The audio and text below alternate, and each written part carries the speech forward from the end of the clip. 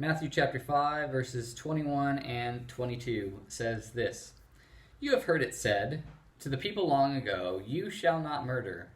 Anyone who murders will be subject to judgment.' But I tell you that anyone who is angry with a brother or sister will be subject to judgment. Again, any one of you who says to a brother or sister, 'Raca,' is answerable to the court. And anyone who says, 'You fool,' will be in danger of the fire of hell."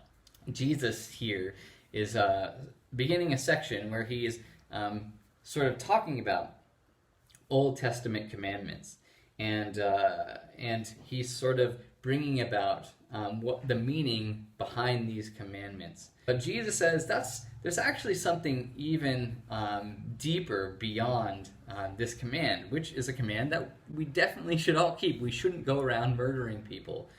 But Jesus says that there is something that's underlying these rules and commands that God has given. And so here, the first one that he talks about is this idea of murder. He says, "You've heard it said that we are not to be people that go around murdering." Murdering is something that it robs people of their life, obviously. And this is not how God intended us to live. One of the very first scenes that you see in the whole Bible is the Cain and Abel story, where Cain gets jealous of his brother Abel and how God loves Abel's offering over Cain's, and he gets so angry and jealous that he murders his brother and then tries to cover it up. This is one of the very first ways that sin penetrates our world, that we look at people as that they are worthless. They are not even worth letting live. When sin is able to penetrate our hearts, it leads us to look at people like they aren't even worth keeping around, that it's okay to end someone's life because we don't get along with them or like them or whatever.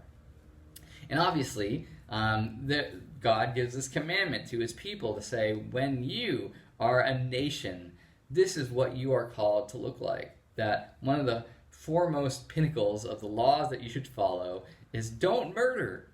You shouldn't even have to say that, but he does, because life is so important to God. But that's not the end of what Jesus is saying here. And so Jesus wants to cut to the core, to say, well, sure, not murdering people is technically fulfilling God's law, but we also, if we really want to be people that follow God's rules, we need to get to the source of what brings us to that point, which is anger.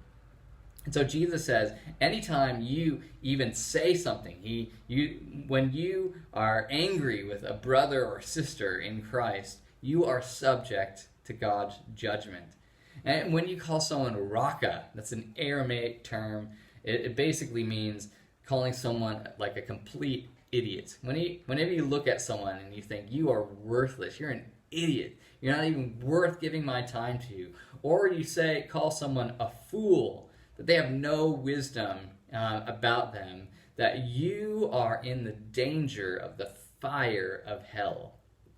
These are exceedingly strong words from Jesus. And Jesus wants to make it known that it's pretty much the same thing, that when we are angry and we shout this contempt at someone and speak down to someone out of anger and rage, it's the same thing as saying you are not even worth being around.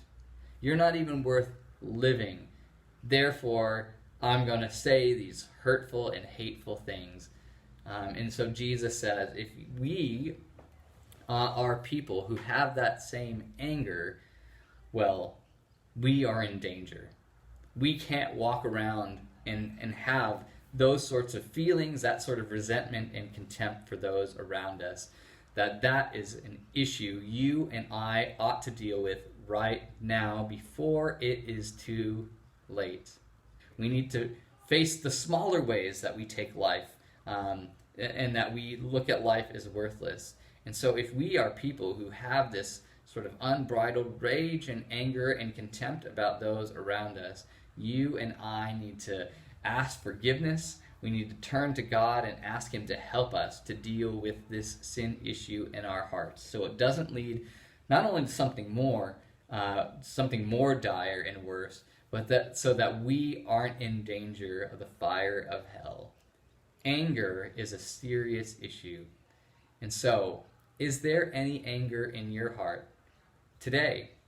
And how can you turn to God to experience healing and a transformation in your heart toward others?